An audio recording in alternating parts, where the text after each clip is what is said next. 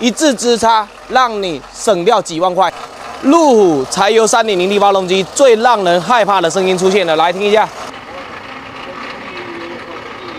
家人们，就问你，如果是你的车，你怕不怕？更换原厂发电机即可解决。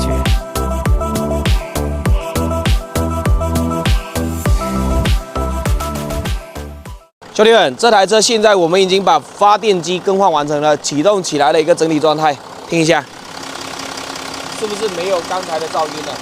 所以说，路虎车有一点小毛病，你千万别着急，可能它并不是大问题。你没买柴油车，你就不会感受到它有多省油，它有多省心，明白吗？维修完毕，进行试车质检。